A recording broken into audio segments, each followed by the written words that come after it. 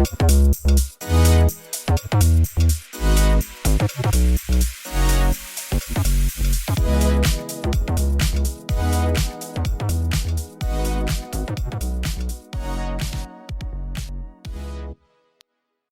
everyone. Welcome back to Prescribed Vibes. I'm Stephanie. And I'm Sierra, and today we're going to talk about a really common, painful, confusing relationship dynamic that we often see in therapy, but people are experiencing every day out there in the world. And you may have heard of it. It's the anxious and avoidant attachment cycle, the song and dance we play when our attachment styles don't necessarily run smoothly and they seem to clash at times. They do not mesh. I've described it as like in this dynamic, one person is water and the other person is hydrophobic. Like it Right. is so polarizing. If you've ever felt like you're chasing somebody who keeps pulling away, or you feel smothered the moment someone wants closeness, this episode's going to be for you. And we want to normalize this dynamic, explain why it even happens in the first place, and talk honestly about whether it can change and what it actually takes.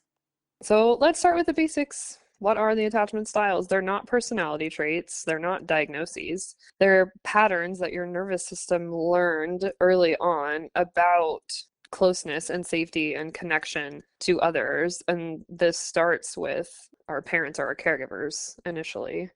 And I like that you said the patterns to our nervous systems because there is a range. You're not just 100% avoidant, 100% anxious. You could be secure, but also be driven, or you may have anxious attachment with certain people. And I say people because it isn't just focused on romantic partners. Your attachment styles show up in any kind of relationship. And just like you said, they develop in childhood based on how consistent, emotionally available, and responsive our parents or your caregivers were. And then those patterns often show up in what we're going to talk about romantic relationships.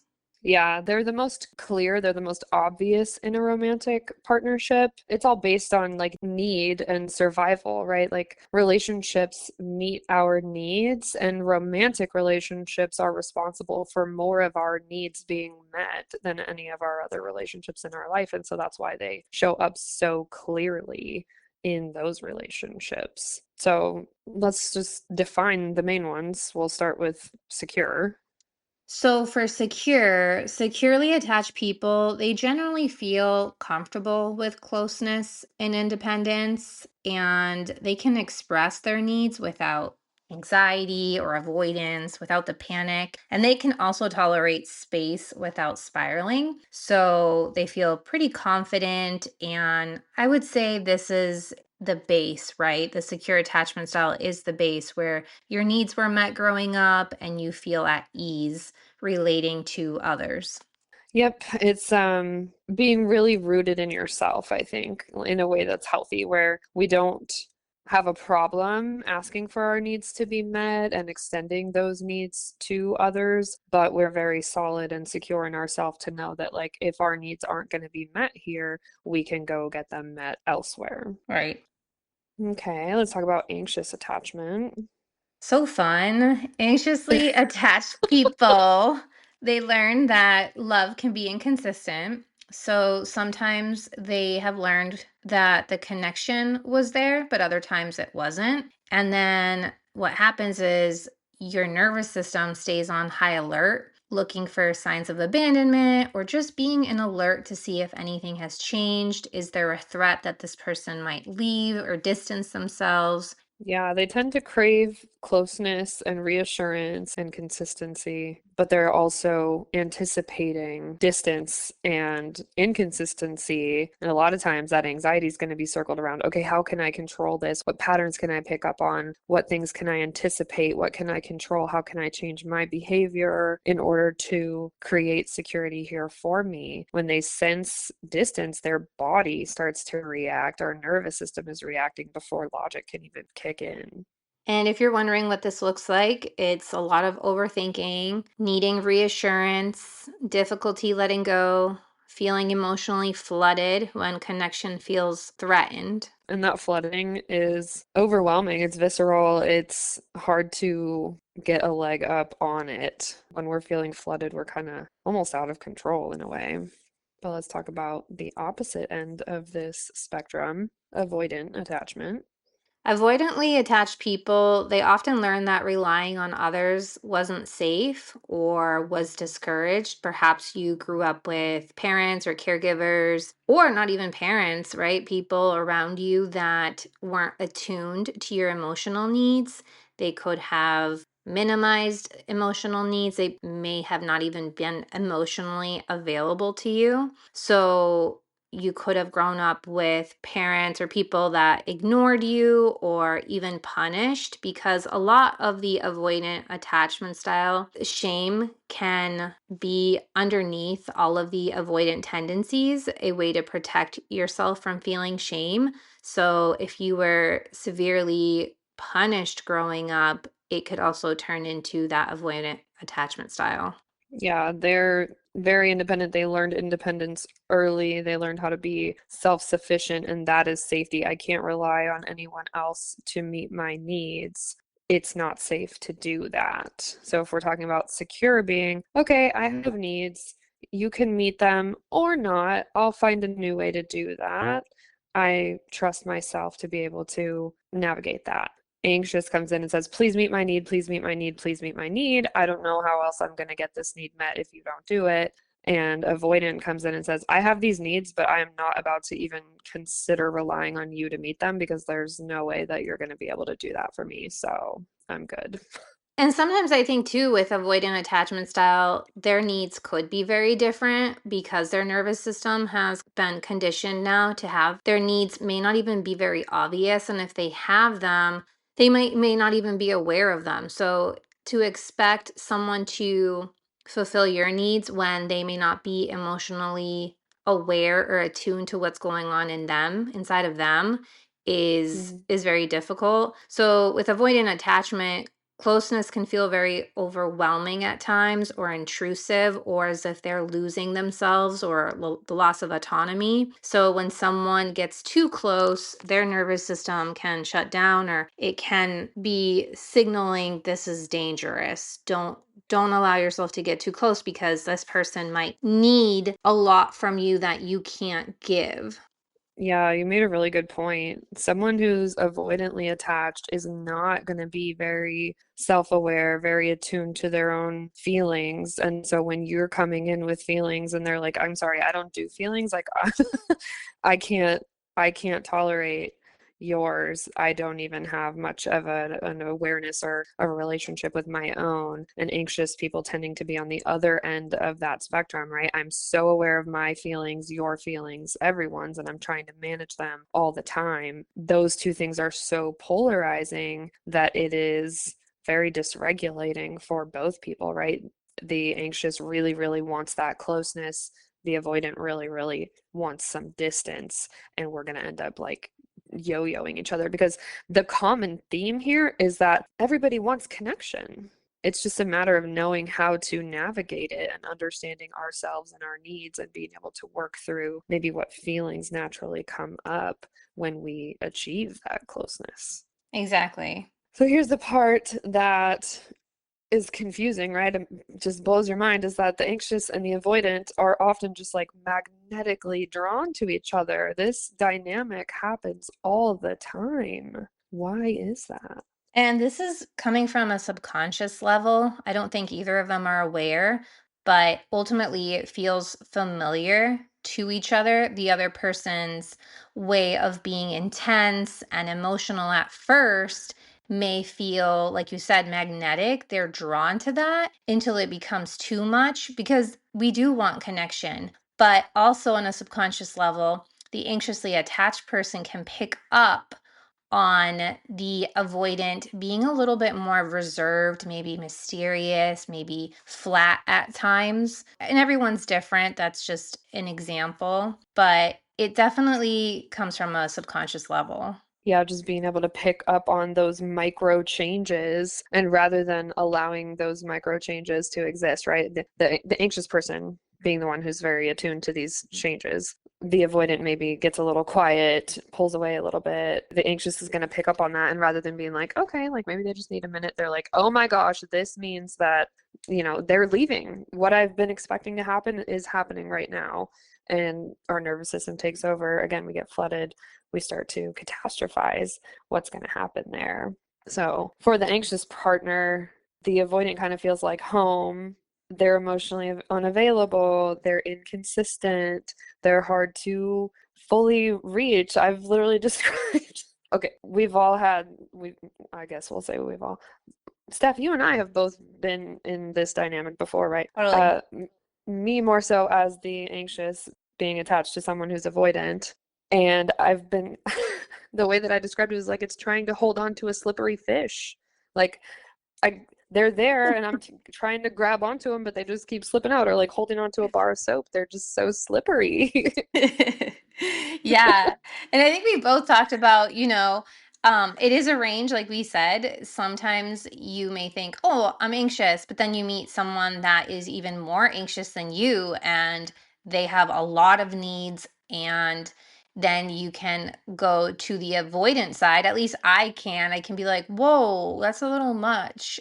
Or you could just meet a partner that's way more independent and avoidant, and then your anxious needs come out. So the just for like the avoidant partner, the anxious person feels familiar too. So if you know that you might be more leaning towards the avoidant or have avoidant tendencies, that person that's emotionally expressive and attuned and prioritizes the relationships feels really good. At the beginning, it feels so nice and it's easy and it's running smoothly, especially if you come from a relationship where you haven't felt like that. It's like a rainbow. Wow, this is so awesome, until obviously the relationship progresses or there's conflict or you start feeling a little too much.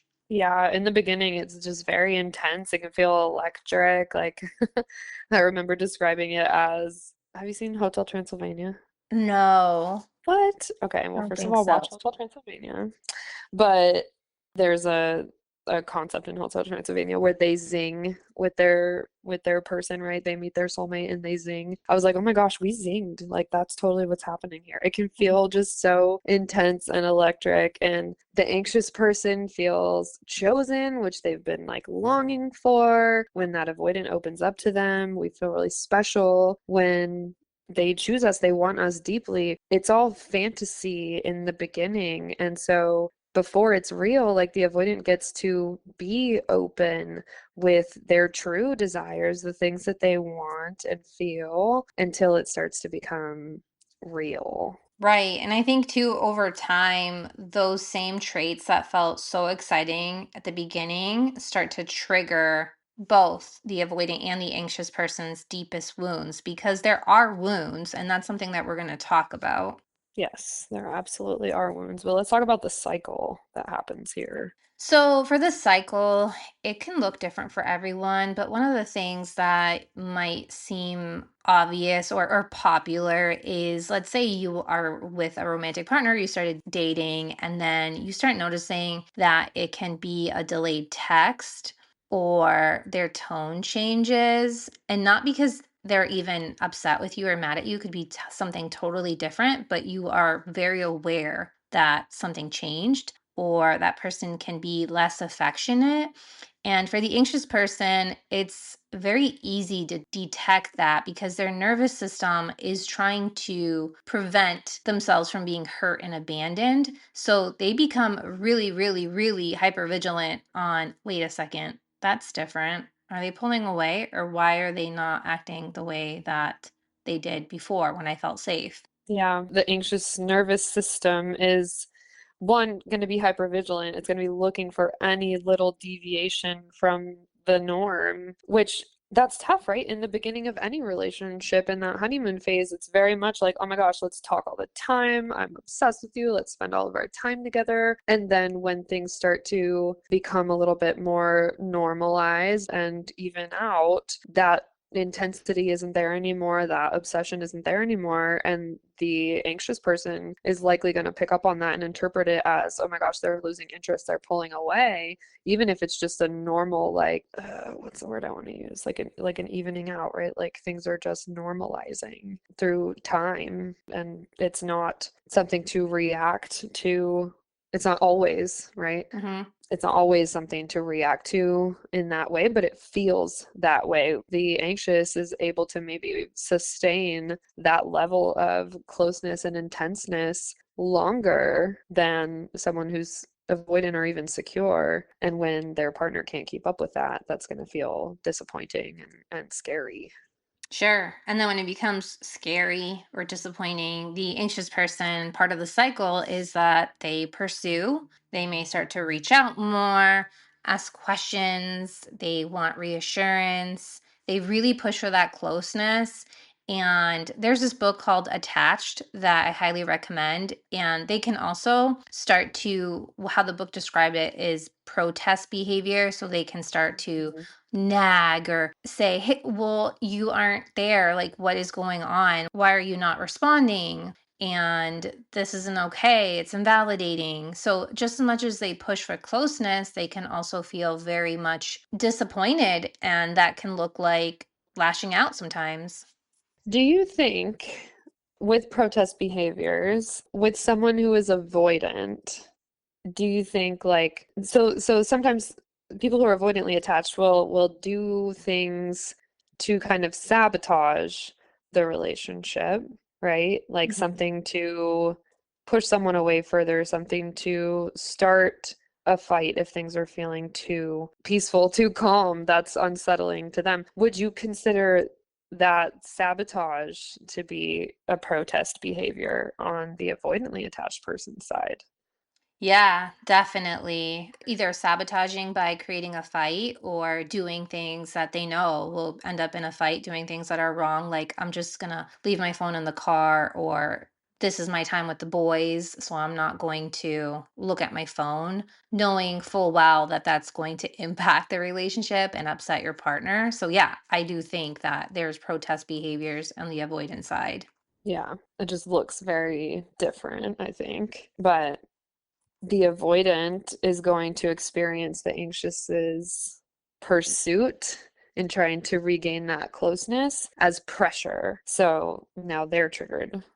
Right. So now they're feeling overwhelmed. They may feel criticized or like they're failing. And that's that shame wound where Mhm. they start to recognize that they aren't doing enough. They're not meeting expectations. They can tell themselves, oh, see, that's why I'm independent. That's why I'm not good in relationships. So they start to pull away. Which intensifies what the anxious partner is feeling, right? They're already a little bit upset. They're bidding for that closeness. They're using these protest behaviors to try to get their avoidant partner to prove they still care, they're still there, they're not going anywhere. They're wanting that reassurance. That triggers the avoidant to pull away, and the anxious partner is going to get even more triggered. Their anxiety is going to intensify even more. And then what happens is the cycle can escalate. So there's the chase from the anxious side, and then the avoidant will withdraw or may withdraw. Then there's protest, and then you just shut down because it can feel extremely exhausting. And for both, right? So for the anxious, it Mhm. can be exhausting to chase and figure out what's going on. And for the avoidant, of why don't you just leave me alone? Oh my gosh, let me just cool down or just stop. Yeah, and it's important to know that neither person is trying to hurt the other. Like, these people can care very much about one another and want the relationship to work, but they're both trying to regulate their nervous systems, which are doing very different things and have very different needs, conflicting ones, even. Yep. And they're doing it in both in just opposite directions.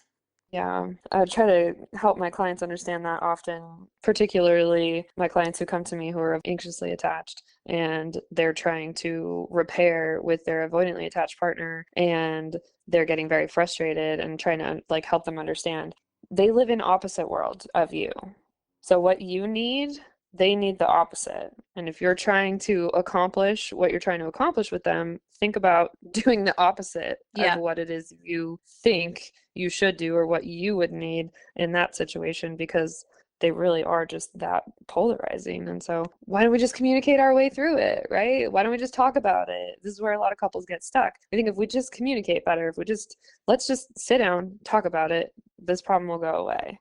If it were only that easy, it would be wonderful. But no matter how much you talk about it, really these attachment wounds don't live in that space of talking it out. And I'm not saying communication isn't important. And what I'm trying to say is that the attachment wounds really do live in the body. So your nervous system, the way you feel, is probably your best bet of communicating is when you do this I feel scared, or when you push too much, I feel overwhelmed, in order to get a clear sense of what's going on in the other person's body. But something to keep in mind too is that, I think anxiously attached people are more, they have more capacity for fear, for intense emotions, for stress, Mhm. and the avoidant attached, they have been wired or programmed to suppress feelings, so they may not even know really what feelings they have.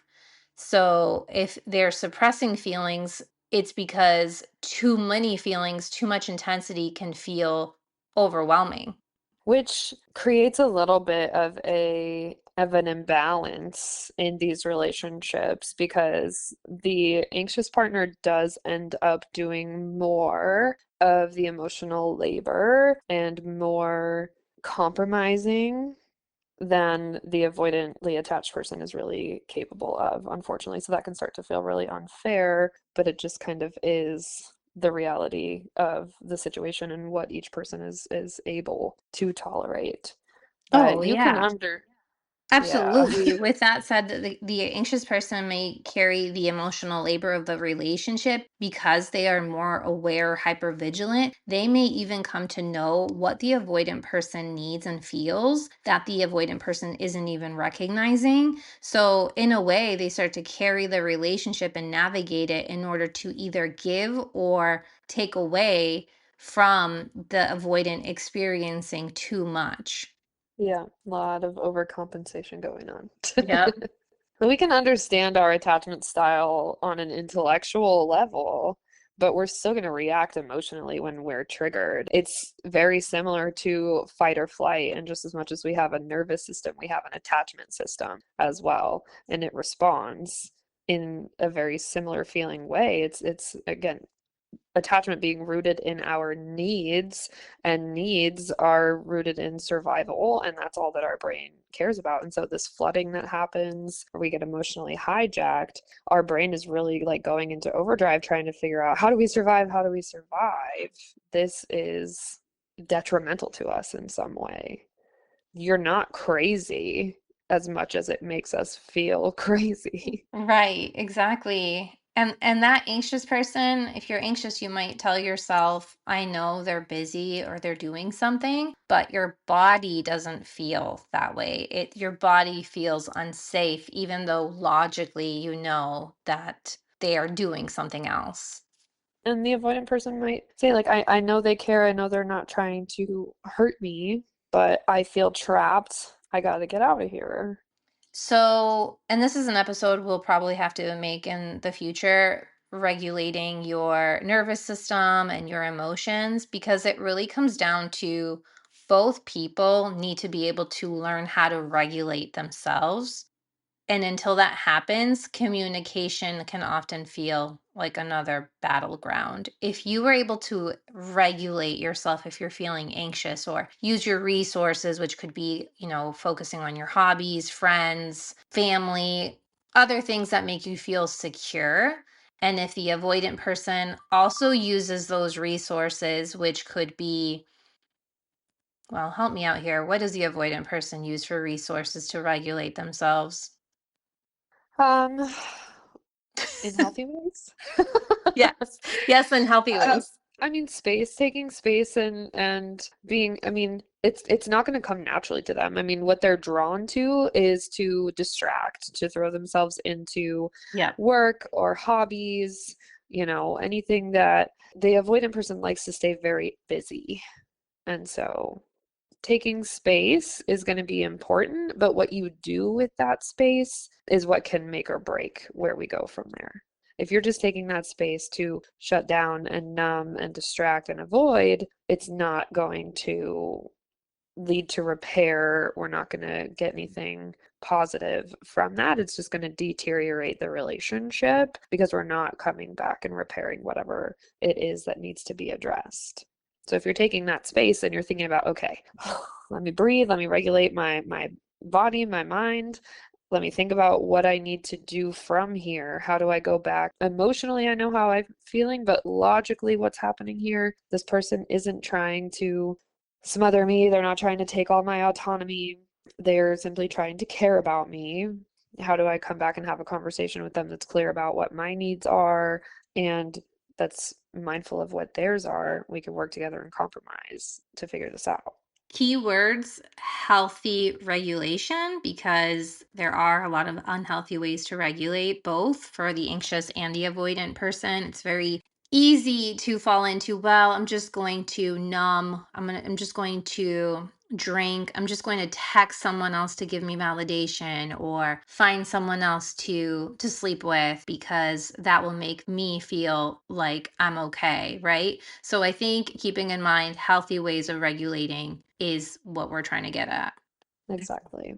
So, can this dynamic work long term? Can an anxiously attached person and an avoidantly attached person have a healthy relationship? Yes, I think definitely, but it has to be very intentional and being very honest with yourself and with your partner. And it doesn't happen by accident. So I think awareness, intentionality, and execution. And when I say execution, is really taking the steps to regulate when you start feeling the anxiety come up or the avoidance. Yeah, it's going to require a lot of work. It's going to require a lot of self-awareness, accountability, willingness from both sides to be able to make adjustments and sit in some things that aren't going to be the most comfortable for us in order to do what's best for the relationship, right? There's you, there's me, and there's us, and those things are going to look different. Yep. And for the anxious partner, learning how to self soothe, learning how to tolerate uncertainty, which is, a big part of anxiety, and also stop abandoning themselves to keep connection. Anxious partners also can learn to be more independent and find ways to enjoy hobbies and other relationships in their lives.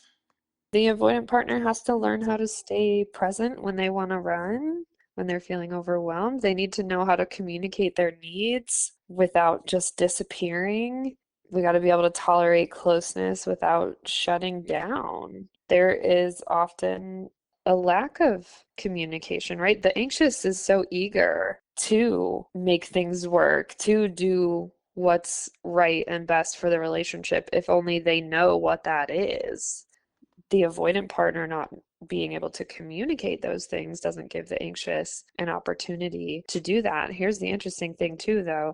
An avoidantly attached person is also typically kind of a people pleaser at heart as well. They really don't want to upset this person. They don't want to hurt them. They don't want to let them down. But that's where the shame wound comes in and they really start to just shut down and avoid it. They start to feel like no matter what I do, I'm going to hurt them and let them down. So I'm just going to shut down and whatever happens from there happens.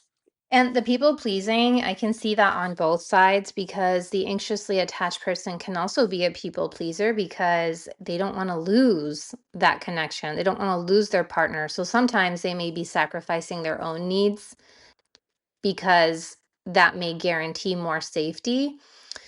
I think too, for the avoidant partner, in terms of the differences, and I'm not saying that the avoidant partner doesn't want to repair, but more often than not, the avoidant partner will want to pretend as if nothing happened. Let's sweep this under the rug because let's avoid. I don't want to have heart to heart conversation. I'd rather just move on and avoid. And the anxious person is more like, hey, let's talk about this.